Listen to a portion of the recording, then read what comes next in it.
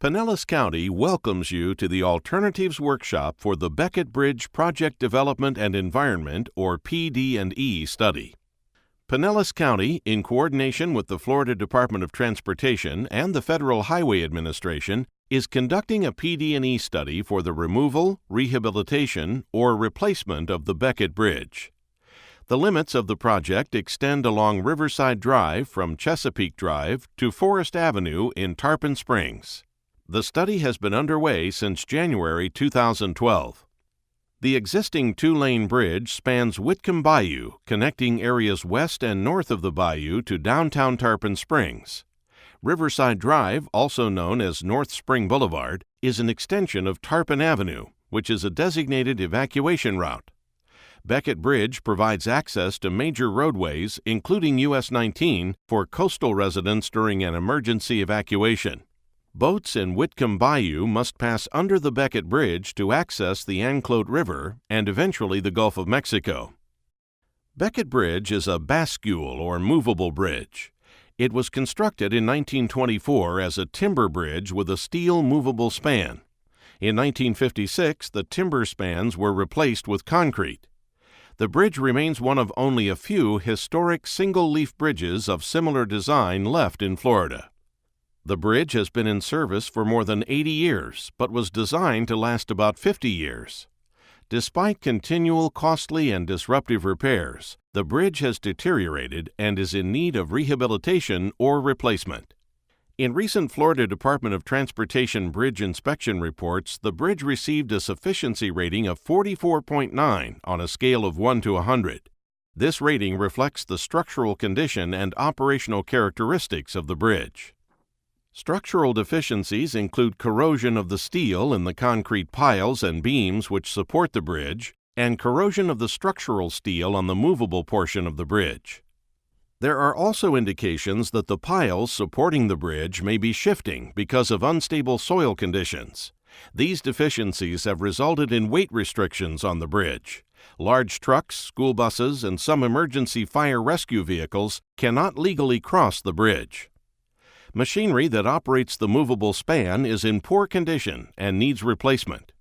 The bridge is also considered functionally obsolete, primarily because of its narrow width. There are no shoulders or bicycle lanes on the existing bridge. The narrow sidewalks do not meet standards established by the Americans with Disabilities Act. The bridge railings and guardrails do not meet current roadside safety requirements. The existing bridge provides about 6 feet of vertical clearance and 25 feet of horizontal clearance for boats traveling on the waterway. The U.S. Coast Guard has no guidelines for clearances at this location. They are determined on a case-by-case basis. The bridge is owned, operated, and maintained by Pinellas County. The U.S. Coast Guard regulates the bridge opening schedule, which requires that it open on demand if at least 2 hours' notice is given. According to county records, the bridge opened 10 times in 2009, 20 times in 2010, and 18 times in 2011. Most of the openings recorded were for powerboats that could not pass under the bridge when closed. The purpose of the PD&E study is to determine the best alternative for repair or replacement of the bridge. The selected alternative must adequately address transportation needs and at the same time minimize impacts to the community and environment. The PD&E study is required to comply with the National Environmental Policy Act, or NEPA, and is required to qualify for possible federal funding. The PD&E process includes engineering studies, social and environmental studies, and community involvement. Steps in the process include development of alternative concepts, evaluation of alternatives, and selection of a preferred alternative. The preferred alternative will require approval by Pinellas County, FDOT, and the Federal Highway Administration.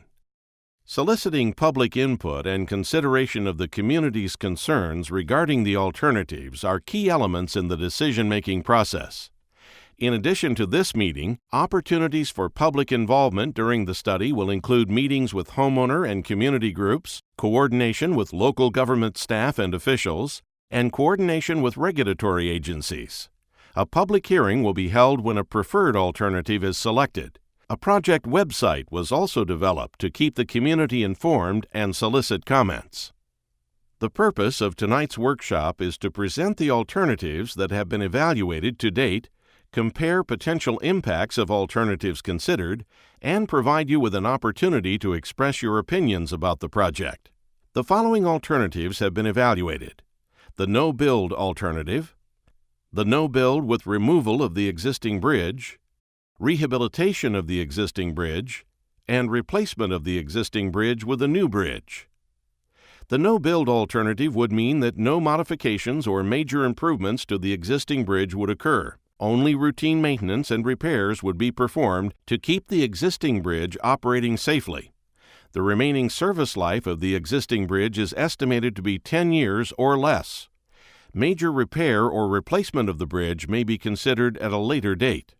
A second no-build alternative, no build with the removal of the existing bridge, has also been evaluated. As previously described, there would be no modification to the existing bridge, and only routine maintenance would continue until the bridge is no longer safe for traffic. At that time, the bridge would be demolished. A new bridge would not be constructed. For all other alternatives, it is anticipated that all traffic would be detoured during construction. The anticipated length of the detour is 6 months for the rehabilitation alternative, 1 year for construction of a movable bridge, and 2 years for construction of a fixed bridge. 3 detour routes are available. The shortest detour is Whitcomb Boulevard around Whitcomb Bayou. Traffic can also be diverted from alternate US 19 to Florida Avenue using Mears Boulevard. Traffic from further south can use Klosterman Road, Carlton Road, and Curlew Road to reach Florida Avenue. The rehabilitation alternative would consist of extensive repairs to the existing bridge, which would extend its serviceable life for about 25 to 30 more years. Extensive concrete and steel repairs would be required to correct the structural deficiencies. The geometry on the bridge would remain the same. The bridge would not be widened. Navigational clearances would remain the same.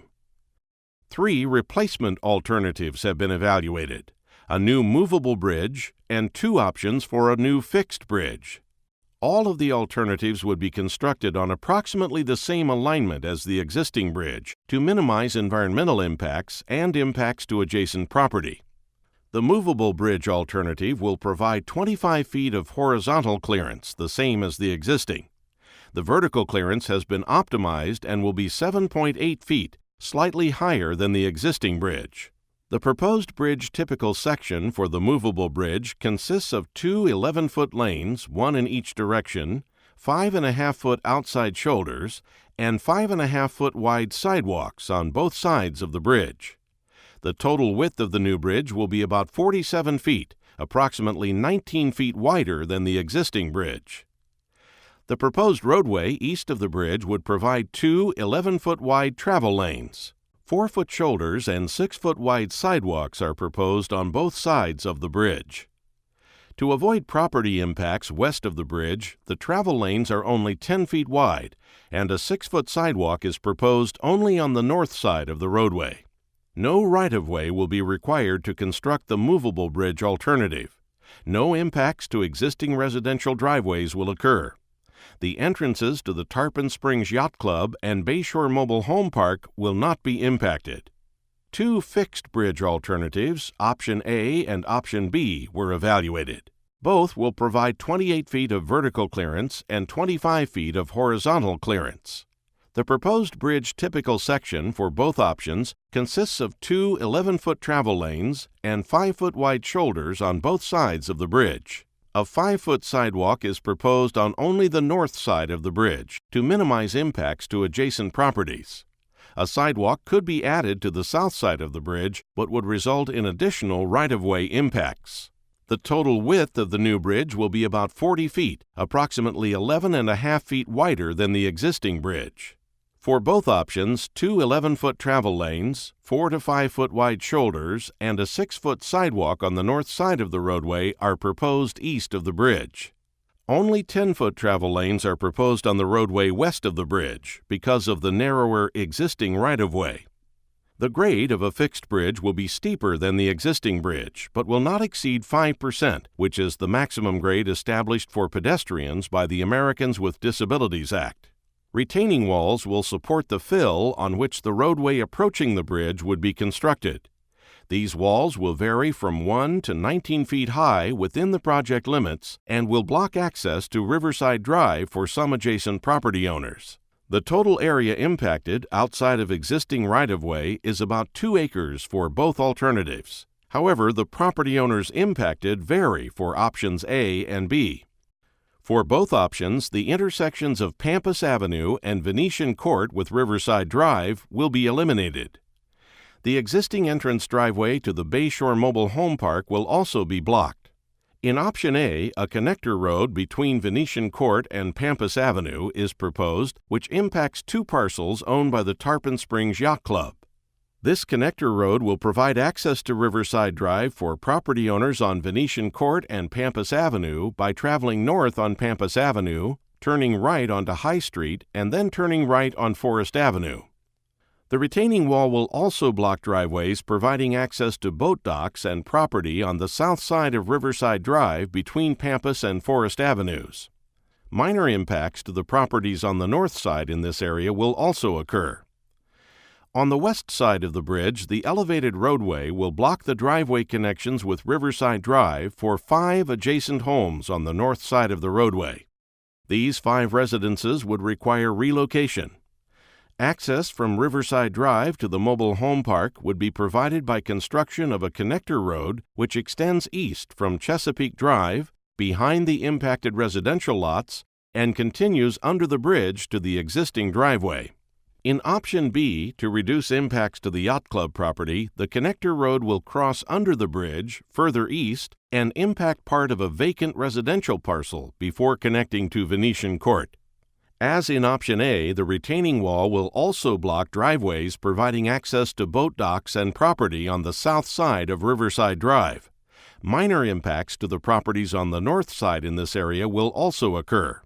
Option B requires relocation of 3 residential properties on the north side of the roadway, but preserves access to Riverside Drive for 2 waterfront properties on the west side of the bridge. Impacts to 7 mobile homes would be required to provide access to and from Riverside Drive for the Bayshore Mobile Home Park. Environmental impacts from construction of a new bridge are anticipated to be minimal. The area of wetlands along the shoreline impacted is approximately 3/100ths of an acre for the movable bridge and 2/100ths of an acre for the fixed bridge. As required by regulatory agencies, mitigation will be proposed to offset these unavoidable impacts. A number of protected wildlife species, including wading birds and the Florida manatee, occur in the vicinity of the bridge. All of the proposed alternatives are anticipated to result in minimal impacts to wildlife and wildlife habitat. Special precautions will be required during construction to avoid impacts to the large number of manatees that are known to travel through the channel. A study is currently underway to evaluate potential impacts to cultural resources within the project corridor. The State Historic Preservation Officer determined that 15 historic buildings located in the project corridor, including the Tarpon Springs Yacht Club and 14 residences, are not eligible for listing in the National Register of Historic Places. The Beckett Bridge, however, has been determined to be eligible for listing in the National Register of Historic Places. The bridge is a Scherzer rolling lift bridge and is one of a few historic bascule bridges of similar design remaining in Florida. Its eligibility is based on its contribution to the patterns of development and transportation in the state and for its distinct engineering design. No archaeological sites were found within the project corridor. The project team is currently coordinating with the Federal Highway Administration and the State Historic Preservation Officer to determine whether removal, rehabilitation, or replacement of the bridge would be considered an adverse effect. If a preferred alternative is selected, which is determined to have an adverse effect, mitigation for the impacts of the bridge may be required. A preliminary evaluation of possible noise impacts was conducted for the 3 alternatives. The study concluded that there would be a minimal number, if any, residences, including the residences of the Bayshore Mobile Home Park, impacted by traffic noise if a replacement bridge was constructed. A more detailed analysis will be conducted after a preferred alternative is selected. If you have additional questions about noise impacts, a noise specialist is here tonight to address your individual questions and concerns. Construction of a new bridge will have some visual impacts to views from adjacent properties. Views from adjacent properties will be the most impacted by the fixed bridge alternative. We will now review computer-generated graphics that have been prepared to help you visualize what a replacement bridge would look like from various viewpoints. Here is a view of the replacement alternatives from the Tarpon Springs Yacht Club entrance. Existing bridge. Proposed movable bridge. Proposed fixed bridge, option A. Proposed fixed bridge, option B. View from a boat dock located southeast of the bridge. Existing bridge. Proposed movable bridge. Proposed fixed bridge, option A. Proposed fixed bridge, option B. View from a boat dock northwest of the bridge. Existing bridge. Proposed movable bridge. Proposed fixed bridge, option A. Proposed fixed bridge, option B. View from the driveway entrance to the Bayshore Mobile Home Park. Existing bridge. Proposed movable bridge. Proposed fixed bridge, option A. Proposed fixed bridge, option B. View from the Bayshore Mobile Home Park waterfront. Existing bridge. Proposed movable bridge. Proposed fixed bridge, option A. Proposed fixed bridge, option B. Computer-generated dynamic animations of the proposed movable and fixed bridge options were also developed. We will view these animations now. This is an animation of a new movable bridge.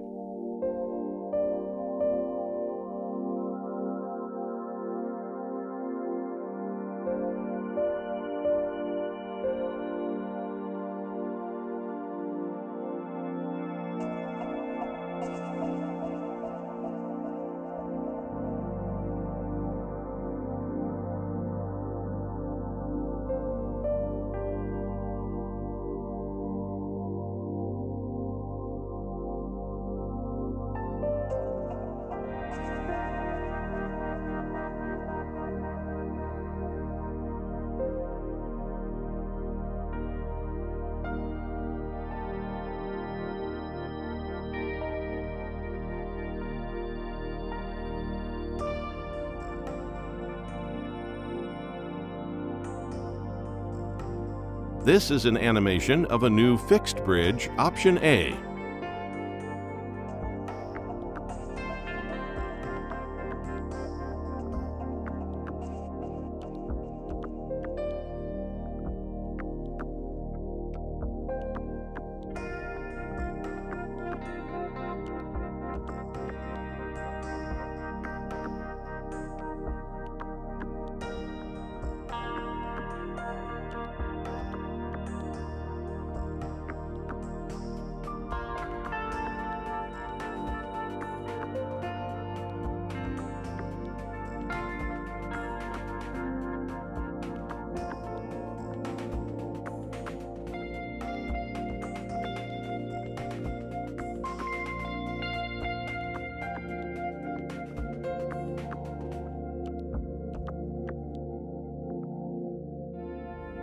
This is an animation of a new fixed bridge, option B.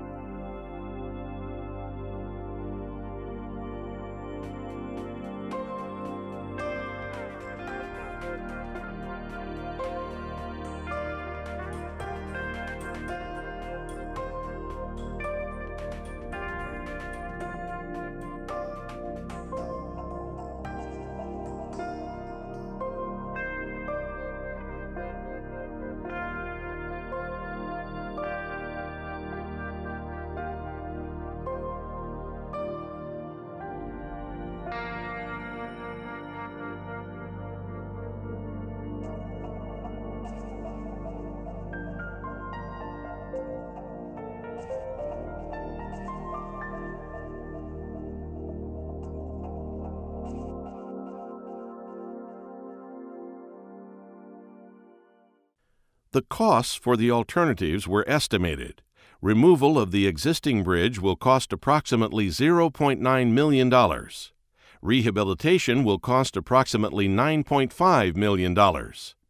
Construction of a movable bridge will cost approximately $15.8 million, and the cost of a new fixed bridge is approximately $11 million, plus the cost to purchase adjacent property impacted by construction. A table to compare the alternatives, referred to as an alternatives evaluation matrix, was prepared.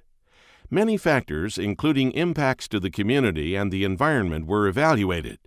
This matrix and preliminary plans for the 2 replacement bridge alternatives are available tonight for your review. Project team representatives are available to discuss the advantages and disadvantages of each of these alternatives with you or answer any questions you may have.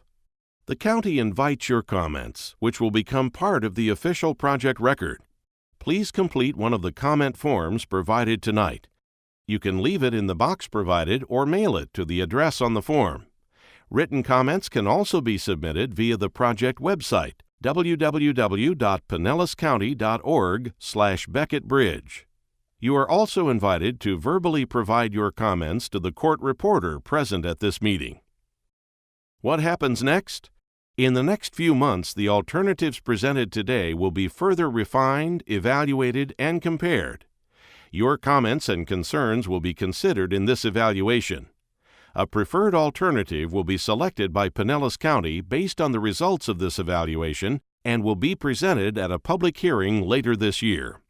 Thank you for your interest and participation in this important project. We hope you find tonight's workshop informative. We look forward to your comments.